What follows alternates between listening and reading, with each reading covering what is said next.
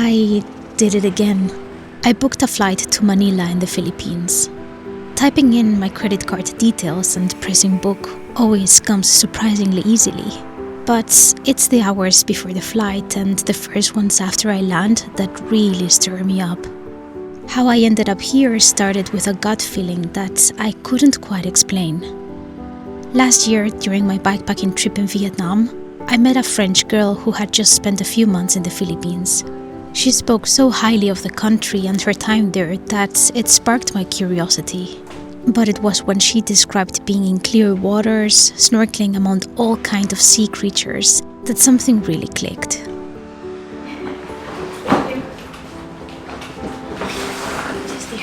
You just come in, ma'am? Yes. Just check in. Thank you so much. You're welcome, ma'am. I'm the housekeeping manager. Okay, Yeah. thank you. You're welcome. Bye, thank you. Bye. The thing is, the Philippines wasn't a place I'd heard much about from other traveling cyclists. Being such a scattered group of islands, I imagined it would be complicated to reach and even harder to move around my bike. Still, that curiosity was strong enough to push me to come and see it for myself. The truth is, I did absolutely no research and decided to take a leap.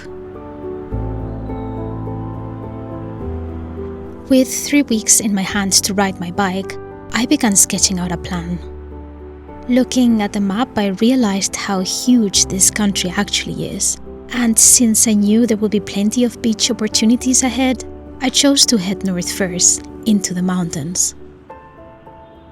I prefer easing into a place, taking a few days to deal with the logistics, understand how things work, and leave some space in case plans unravel.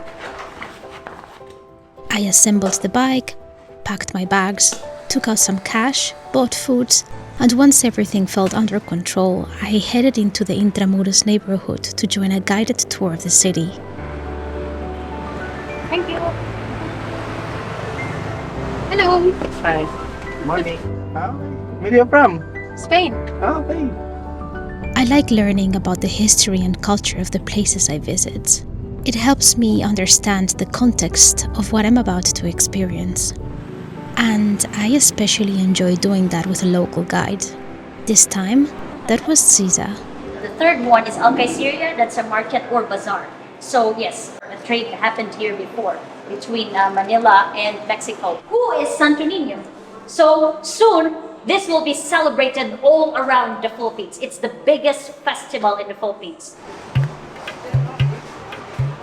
After visiting the Chinatown Museum, she took us to the street market to try some local food. This is the best in the Philippines, mango. So for you to know if it's sweet or not, you have to smell it. If it has that sweet smelling, meaning it's sweet. Binondo is considered the world's oldest Chinatown.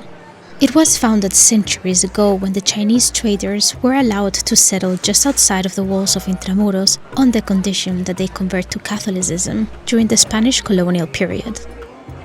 Walking through it today, that history still lingers. The streets are dense and alive, layered with movement, and you can see how Chinese and Filipino cultures have been blending here for generations. It's super good though. There already, you are able to now to connect the dots. Thank you so much for today. Thank you. After the tour, Francesco and I kept walking through Intramuros, the heart of the Spanish colonial power built to defend the city. What we see today is a mix of restored walls and newer buildings, since most of it was destroyed during World War II, when American and Filipino forces retook Manila from the Japanese. Today, the streets still carry the old city's spirit, connecting you to centuries of history. I find it fascinating to walk these spaces and imagine everything that once happened here. Hello, hello. Hello. Say hello, Tan. Hello.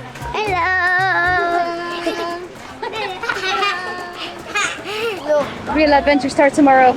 I'm going back to the hotel.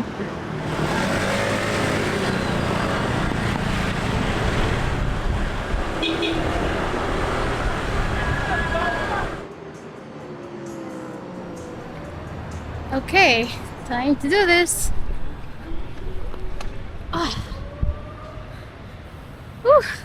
Saddle is too high. Actually, not too bad.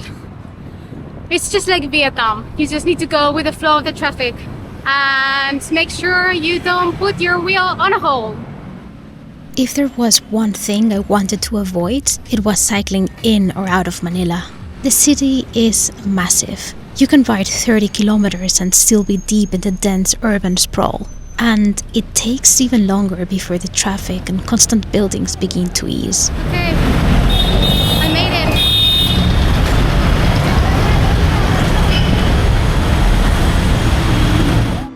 With the heat, the noise, and the chaos on the road, it just didn't feel like the right start to the trip. So I looked for another way out. At 12? No, 12. Oh, okay. Then 2 p.m.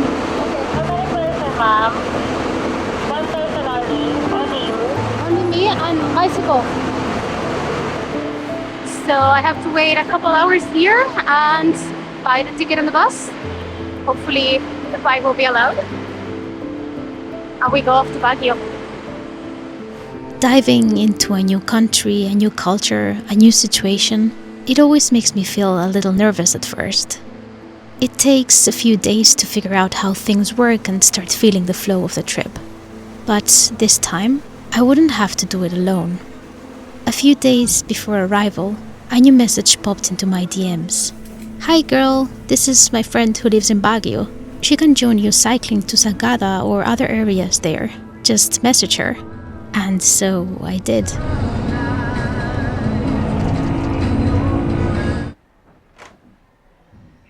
Good morning. I was dreaming that I had to kill like a huge insect, a huge cockroach with very long legs. Okay. Just a cockroach. Meet Valerie. Kuya Charlie, oo nga. She picked me up in the dark and pedaled with me to Angelita's guest house on the outskirts of Baguio, a slightly run-down but welcoming place that instantly felt familiar. It's tuyo. Tuyo.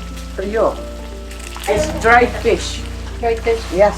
There's a lot of cycling competition here In the here area. the Philippines, tsaka in the area as well. We didn't know much about each other, just that we shared an interest in exploring new places from our bikes. But that already felt like a strong bond, knowing this way of traveling tends to bring together like-minded people. Oh my God! Wow. I can't do that. Is this coffee from here? Yes. Benguet. Tita, this is from from Baguio din ba to? Smells good. After just a few minutes with her, I could tell we'd be a good match, and I found myself looking forward to getting to know her and to being introduced to the country through her eyes over the hours we'd spent together in the saddle. Valerie had been living in Baguio for a few years, having escaped the hustle of the capital, and she had fallen in love with the mountains and the quiet rhythm of the area. She commutes by bike, a challenge since there are hardly any flat roads, and has twice taken long breaks from work to explore the Philippines on two wheels for months at a time. Now she guides backpacking trips across the Cordillera and other parts of Luzon, building a community of riders who love the outdoors as much as she does. I couldn't have ended in better hands. Our plan? Honestly, not much. Just to start climbing north toward Atok Pass. I felt a little pressure wanting to keep up with her, but I soon realized that, like me, she was in no rush, happy to match my pace, and equally enjoyed stopping to fool around, chat with people, take photos, or try some local food. She showed me around the area, pointing out the highlights, sharing the traditions and history, and introducing me to new flavors along the way. At the same time, I could only hope my freshly arrived stomach would survive it all. Taho, the famous one here in Baguio City. One of the famous dessert. Sampling everything was fun, but in a new country, it can always be a little risky. It's not too sweet. That's so sweet. You like it? It's strange. Valerie de Guzman. What I found hardest and at times most frustrating was the non-stop traffic. got over the first hill and we can finally see the mountains. We'd been climbing for a while, yet vehicles kept swooshing past. With only a couple of main roads in this part of the Cordillera, It's 200 meters. I go 100 meters. Nice. we had to be patient and share the narrow space. Still, drivers seem to give us some distance, or maybe I've just reached a point where fast traffic no longer scares me. Watermelon. For free. They gave it for free. Wow. Yeah. It is so hot. Yep. Thank you. Oh. It is just. You go first? Okay. Let's do it. Up, up, up. Up, up, up. Don't know how hot it is, but it is hot.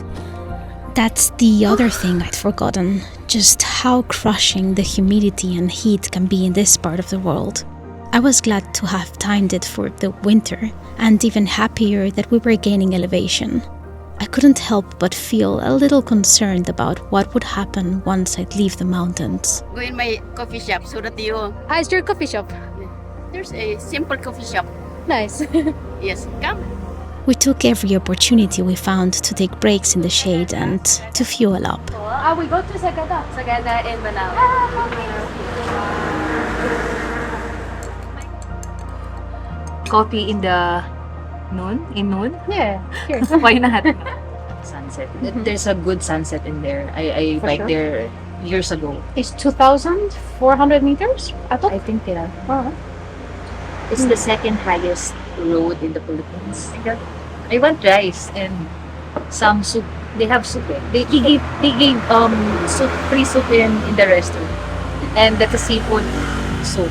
So I really like to go back there in the restaurant. Fueling up in the Philippines isn't hard. Valerie introduced me to the combo meals, nutritious filling plates with a bit of everything. Until dinner. Eating out in carinderias is part of everyday life for many locals. Meals are very affordable, usually around 3 to 4 euros, and often come in generous portions meant to be shared or taken home if you don't finish. And all of a sudden, we found silence. Well, sort of.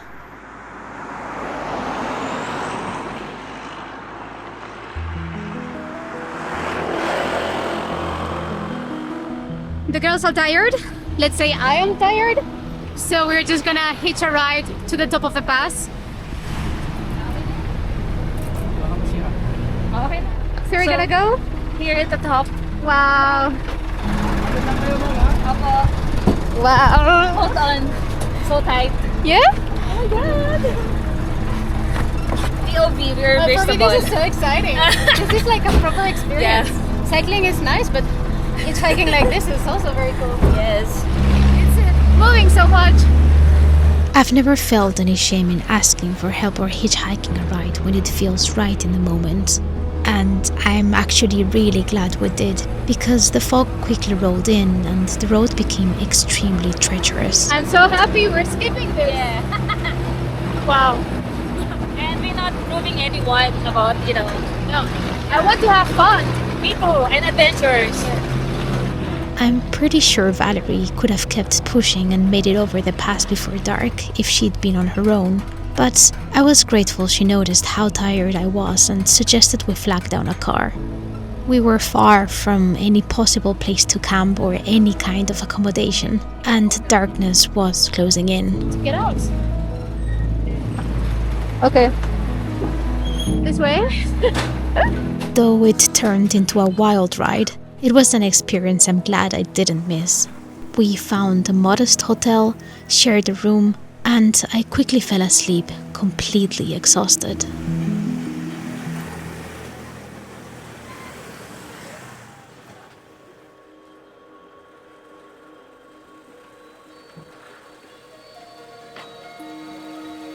This morning we have a little mission because Val's tire is flat, and yesterday my beloved pump got lost, so We're gonna go to a little town nearby, see if we can pump it up and get descending down to Sagada today.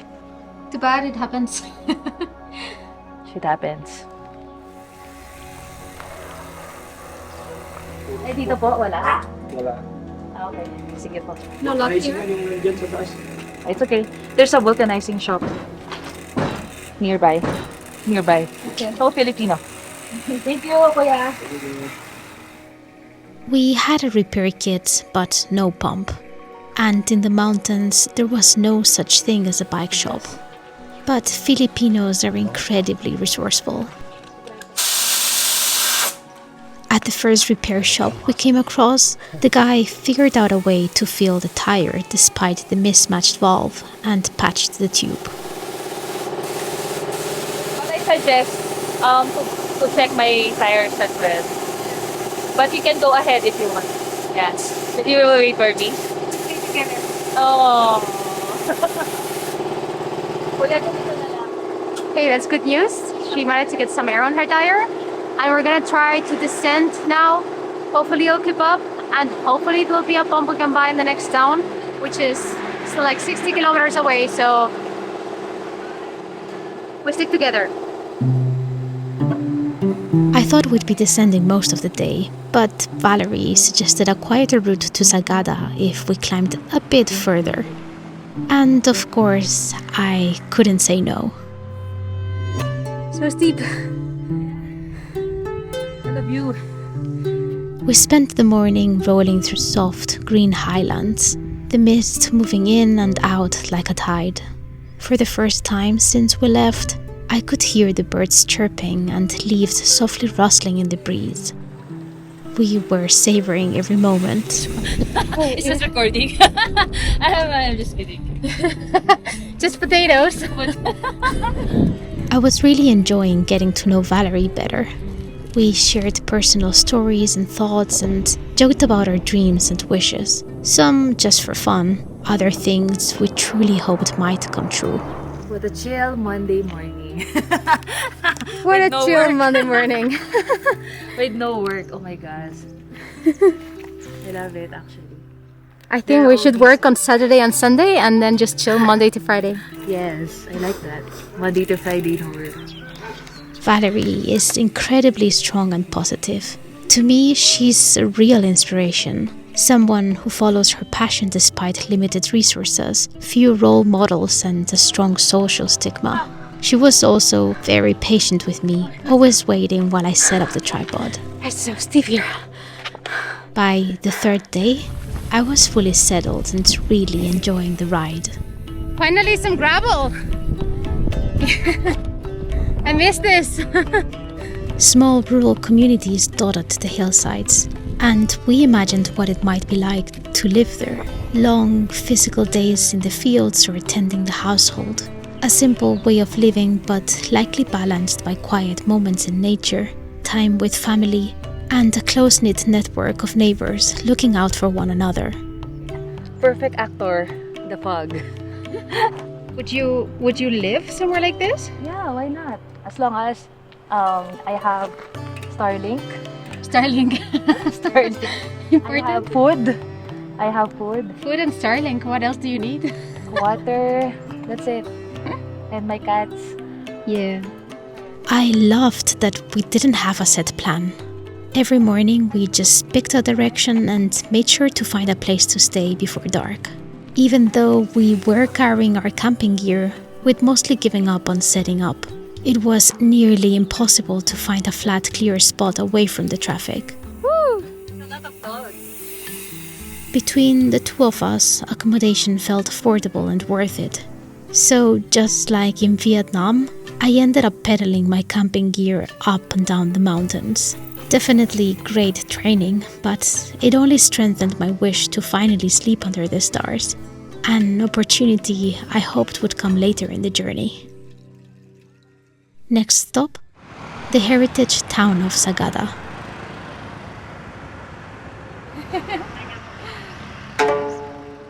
Sagada was never fully colonized by the Spanish in the same way as much of the Philippines. The surrounding cordillera helped resist outside control for centuries, allowing indigenous traditions to remain relatively intact. Later, during the American period, missionaries established their presence, but local beliefs weren't replaced. Rather, they blended, creating a coexistence between Christianity and older traditions that's still visible today. It's something I'd been noticing across the country. The way Filipino identity has absorbed outside influences while remaining distinctly its own. You see it in the architecture, in the traditions, in the food, and even in the way people communicate.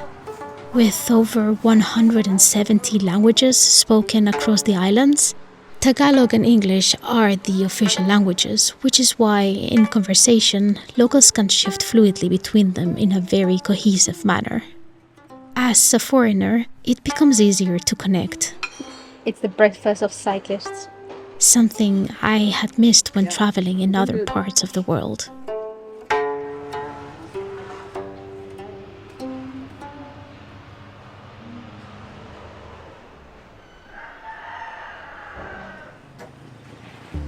After 4 days on the road together, it was time for Valerie to return home and attend to other responsibilities. She was guiding a group of cyclists over the weekend to one of her favorite spots in the mountains. Though she invited me along, the location was far off my planned route, so I chose to cherish these last moments together on the bike. Having her by my side had been comforting, and my initial fears had gradually disappeared as she brought confidence and familiarity into the ride, giving me the tools to navigate on my own from that day forward. We made our way into the town of Bontoc, where a little surprise awaited. Hello. Daryl from Bontoc. Bikepacking in the Philippines isn't huge, but those who ride often know each other online. Okay, let's go. We just met Daryl in Bontoc. He's a friend of Valerie. And we're gonna cycle out of town to have some lunch together. It's so cool, there's a bikepacking community here. When Daryl found out we were passing through, he reached out to invite us to meet up along the way. He brought a spare pump to keep me covered for the rest of the ride and guided us to his favorite restaurant in the mountains. Most mornings before work, he rides up this road to grab a coffee and enjoy the view. And it was clear that his bike is his happy place. We talked about life in Bontoc, local mountain biking trails, our shared love for the mountains, and our dream of one day visiting Peru. It's hard, no? With the Andes? The Andes Mountains? Again, there's a lot of food again. I think today we'll eat it all. Sure? Yes. Yeah. Wow. We chatted about the rice growing seasons and how rice forms the foundation of the local diet, present in nearly every meal. Did not try pinikpikan? No, not yet. As we ate, he reached out to a friend who ran a modest guest house up the pass and suggested we ride up there together so I could spend my first night on my own in a safe place. I felt incredibly grateful for that. By this point, I'd realized how much the right company can transform a ride. I love the freedom of cycling alone, but sharing the day, the laughs, and connecting with someone, that's infinitely more valuable to me.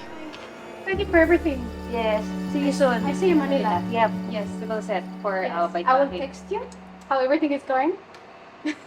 Yeah. Yes. And have the good last days of work. Yes. Enjoy Banao and sorry again. You know what? I have to start being strong, independent woman. Yeah, for now, for several days. Okay, bye-bye. Bye-bye. Bye-bye. I-settle mo, Juan. Soon na. Bye. I knew I would miss Valerie, but I also knew it was time to let go and embrace the rest of the journey on my own. I had already passed through Benguet and Mountain Province, and the next day I'd be entering Ifugao, known for its rich cultural heritage and mastery in both agriculture and traditional craftsmanship. Though I felt a little uneasy at the thought of the uncertainty ahead, knowing I'd have to handle any challenges on my own, I was also excited for the unknown. The landscape had transformed into a wet, lush garden cascading down steep mountains, and soon I'd be riding those twisting roads celebrating the fact that there was barely any traffic. Everything had transitioned to basics since leaving Manila. Cold water bucket for showers, no electricity at night, and a hard mattress with a thin blanket.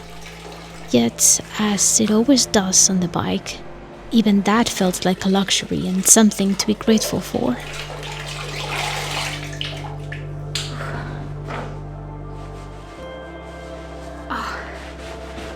Well, that was fresh. I did some research and planned the route for the next couple of days, making the most of the leftover battery I had. I found something really interesting, but it would need some planning. I was the only guest in this almost phantom hotel, but I felt completely safe and at peace. So when darkness fell, I snuggled into bed and closed my eyes without an alarm, trusting the roosters would wake me up at sunrise.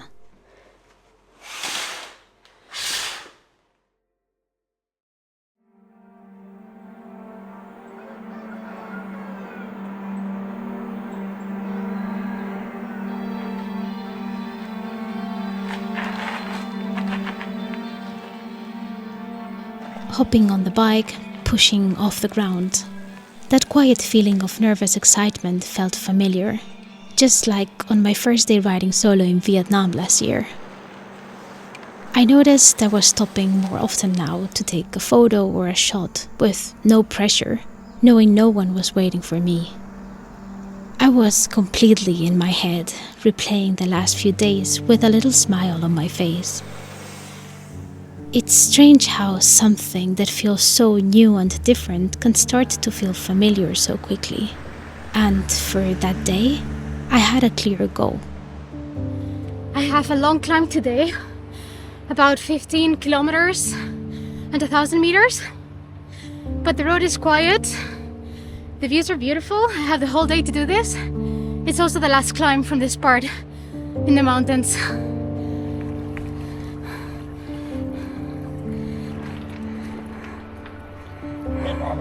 It's okay. Hello. Okay. They're not running after me. Doggies. Yeah. Which is fine. From Bontoc onward, the weather and landscape began to shift, growing wetter and greener as I looped back south through the mountains. Water seeped from the ground, feeding streams and waterfalls. As I gained elevation, I rose closer to the clouds, which created a mystical, soothing atmosphere. And to my surprise, expecting that climb to be much more grueling, I reached the top of Mount Police in what felt like relatively short time. It's funny how sometimes the worry is just in our heads, shaped by the anticipation we feel for a goal that seems challenging. It was tough, but nothing like I had imagined.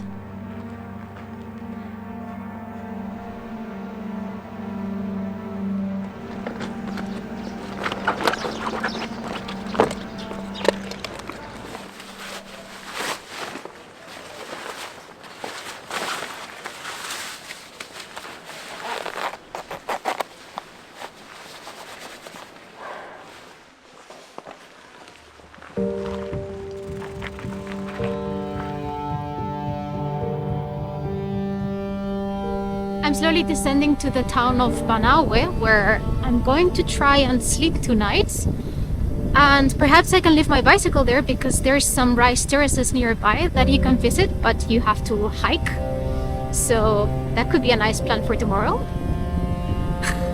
I'm just riding through the cloud. Luckily there's no traffic.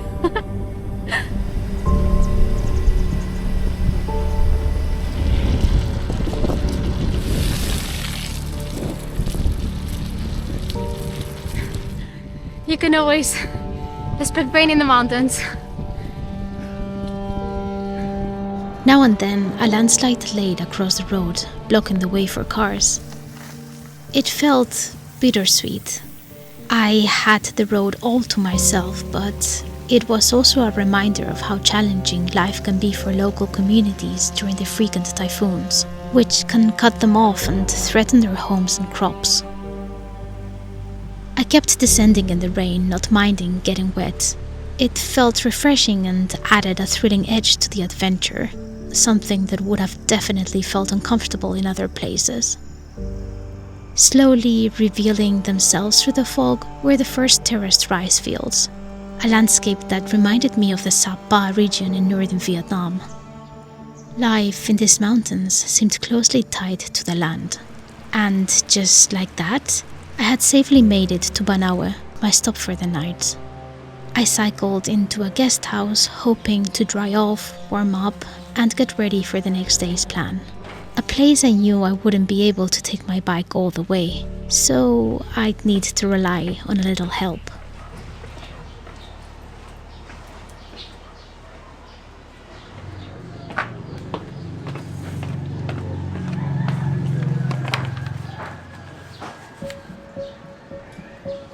One of the things I enjoy most about bike travel is discovering the in-betweens.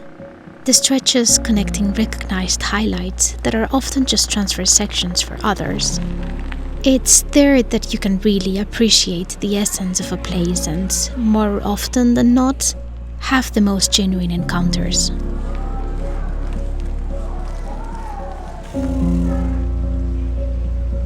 I have a mission today, and that's to make it to the saddle point for the hike to Batad. I decided to come with my bicycle, but I cannot take it all the way to my accommodation, and I'm just seeing the climb that I have ahead. Whew. It's gonna be a little bit tough. Batad is a small town deep in the mountains of Ifugao, and a recognized UNESCO World Heritage Site for its amphitheater-shaped rice terraces, the sight of which kept me motivated throughout the steep climb. A local driver on a tricycle told me that if I reached the ridge of the saddle, Presi, who owned a little shop there, could look after my bike overnight while I hiked down into the village to spend the night. I was so pleased to find her and grateful for her kindness. You have very beautiful views. Oh, thank you. Wow, beautiful as you. Thank you. You're so beautiful and strong. Yeah, strong, yes. Thank you. This was the first time I was leaving my bike behind, trusting it to a stranger. But as I've so often experienced in my travels, I felt I could trust the people around me, that my belongings would be respected even if I had to leave them out of sight for a while, something I'd find harder to trust back home.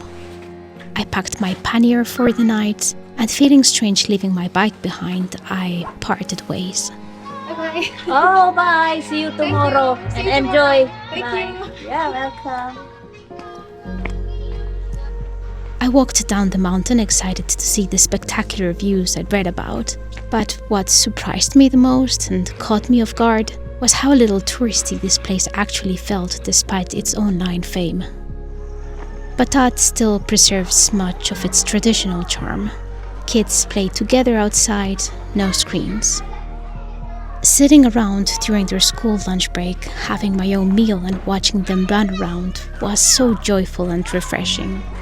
And for the first time, I also got to see a classroom. Dogs and chickens roam freely, meals are cooked on the street, and houses are built just as they have been for generations, raised on stilts with bamboo walls and steeped thatched roofs, perfectly adapted to the mountain slopes and heavy rains. There's no electricity, no reception. Life here moves at its own pace. And while many locals seemed used to tourists, not wanting to interact, others genuinely seemed happy to see me.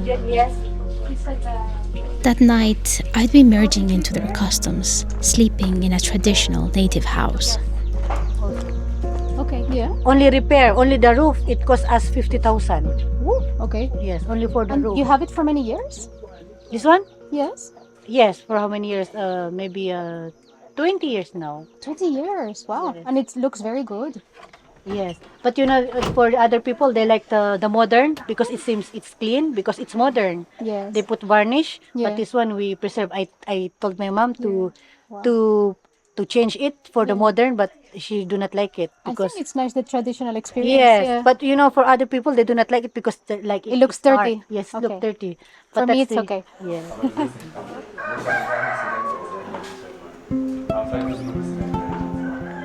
In late 2025, a super typhoon brought heavy rain, triggering landslides in Batad that caused significant damage and took the lives of a father and a daughter.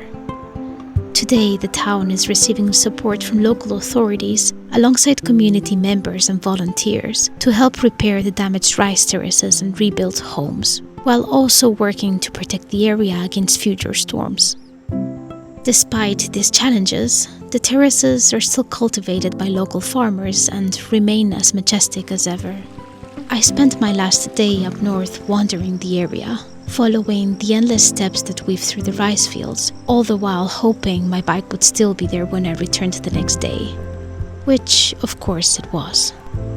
Those first dozen days had felt like an exhilarating introduction to the country, testing my endurance and gradually building the stamina and confidence I'd need for the second half of the journey. Northern Luzon was nothing like the postcards you see when you search the Philippines online, which made the experience feel all the more unexpected. By that point, though, I'd had my fill of rain and mountains and was ready to chase the images I'd been promised. Swaying coconut palms, soft sandy beaches, and a sun-soaked coastline. Back at the accommodation, I ordered dinner, sizzling sisig, and watched as it was prepared, trying to follow the recipe. A sudden warmth filled my body, and my eyelids grew heavy. It was time to head back to my hut. The next day, I'd make my way down south.